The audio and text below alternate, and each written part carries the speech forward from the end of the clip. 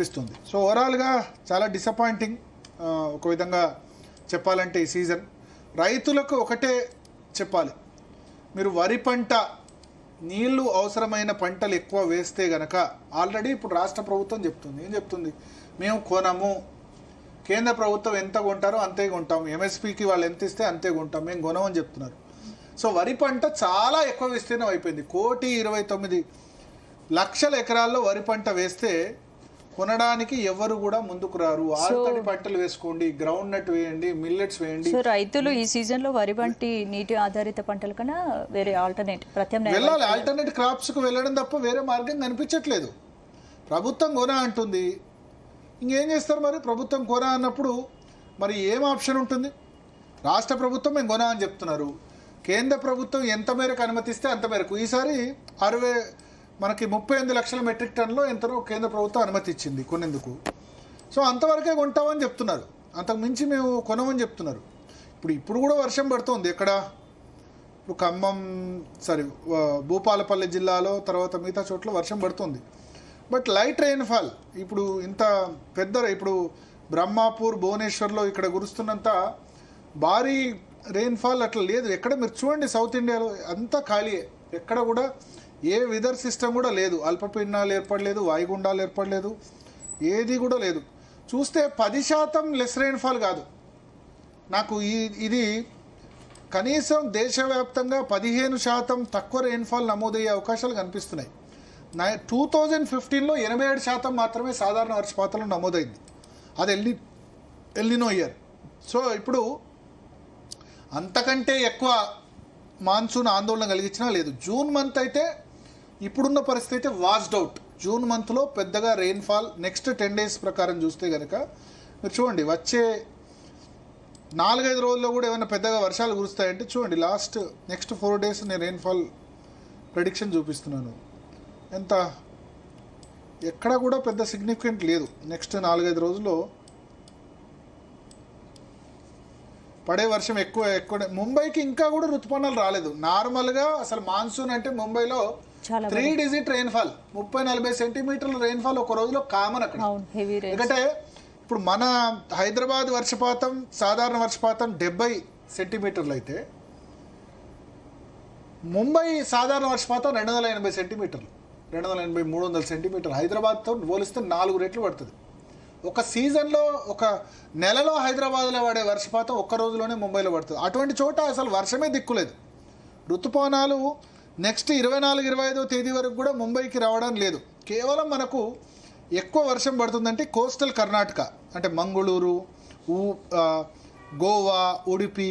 గోవాకు అందుకనే వర్షాకాలం చాలామంది వెళ్ళరు, వర్షాలు బాగా పడతాయని చెప్పి. జూన్ జూలైలో విపరీతంగా వర్షాలు పడాలి, కానీ అక్కడ కూడా వర్షపాతం ఎక్కువ చూపించట్లేదు. సో ఇంకా చూస్తే చూడండి, సగభాగం ఉత్తరప్రదేశ్, ఈ ప్రాంతాల్లో నెక్స్ట్ 5 రోజుల్లో కూడా మనకేమీ వర్షాలు కనిపించట్లేదు. So this is going to be very very very dry season. ఈసారి నైరుతి వర్షాకాలం ఆల్మోస్ట్ జూన్ నెల మొత్తం క్లోజ్ అయినట్టే. ఇంకా ఋతుపవనాలు జూన్ నెల మొత్తం కూడా దేశంలో 60%, 70% దేశంలో చూడండి. నార్త్ వెస్ట్ ఇండియాలో అసలు ఏమైనా కనబడుతుందా నెక్స్ట్ 5 రోజుల్లో? సౌత్ ఇండియాలో కొంత ఏదో కనిపిస్తుంది. ఎంత? అది 1-2 సెంటీమీటర్లు 5 రోజుల్లో. 5 రోజులు కలిపితే 1-2 సెంటీమీటర్ల వర్షం కురుస్తుంది. రోజుకు సెంటీమీటర్ చొప్పున గులవాలి. 5 సెంటీమీటర్లు గులవాల్సింది 1-2 సెంటీమీటర్లు లేదు.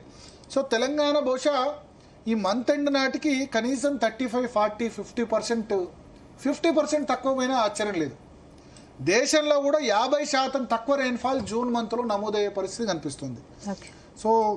So El Nino effect, weather effect కలిసి తెలుగు రాష్ట్రాల్లో కరువు పరిస్థితి. సో ఎల్నినో రాకముందు ఈ సిచ్యువేషన్ ఉంది. ఎల్నినో జూలైలో వస్తుంది, వచ్చిన తర్వాత ఇంకెట్లా ఉంటుంది? జూలై, ఆగస్ట్, సెప్టెంబర్ 4 నెలలు. మరి ఇంకా ఎట్లా ఉంటుంది అసలు?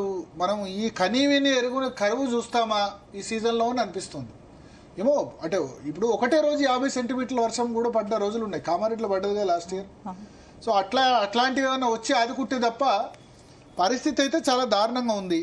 దేశంలో 40% తక్కువ వర్షాలంటే 10% తక్కువ వర్షాలు కురుస్తే అని భారత వాతావరణ శాఖ చెప్పింది. సీజన్ ముగిసేసరికి, సీజన్ కంప్లీట్ అయ్యేసరికి 10% తక్కువ కురుస్తాయి అన్నది. కానీ ఇవాళకి 40% తక్కువ ఉన్నాయి, 40%.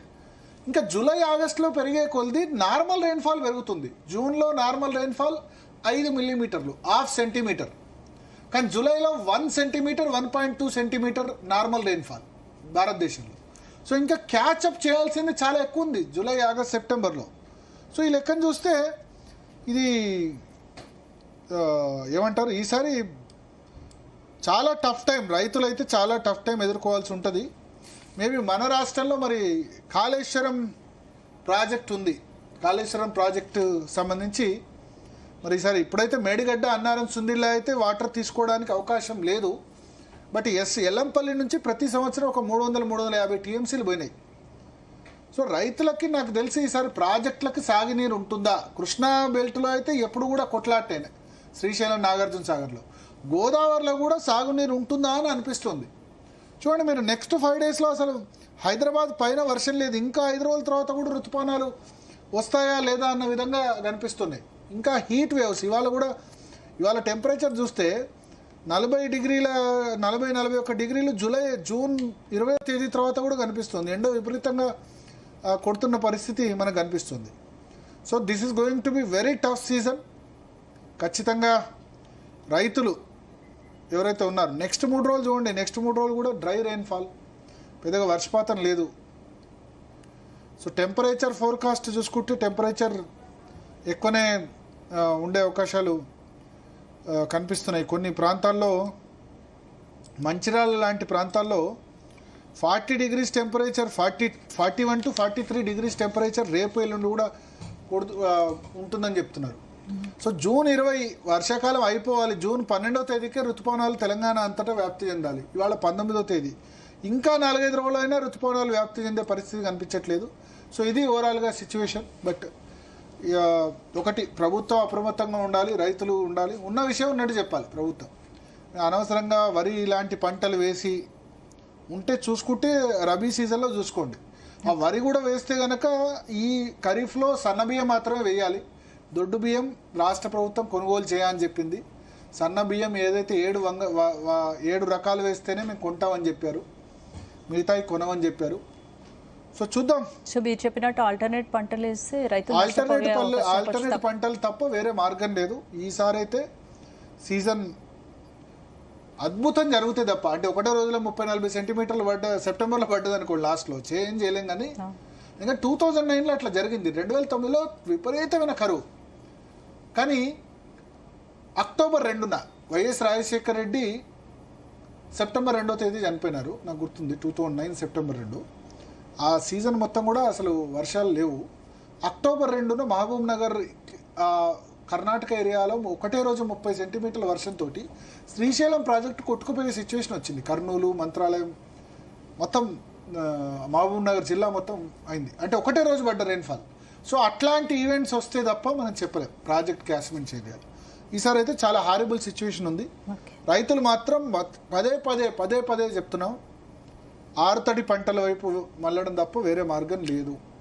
నీళ్ళు ఎక్కువ యూజ్ చేసుకునే పంటలు ఉంటే మాత్రం అది డెఫినెట్గా రైతులకి ఇబ్బంది కలిగించేది. రాష్ట్ర ప్రభుత్వాలు, తెలంగాణ, ఆంధ్రప్రదేశ్ ప్రభుత్వాలు ఖచ్చితంగా దీని మీద అవేర్నెస్ పెంచాలి. ప్రతిపక్షాలు కూడా రాజకీయాలు చేయొద్దు.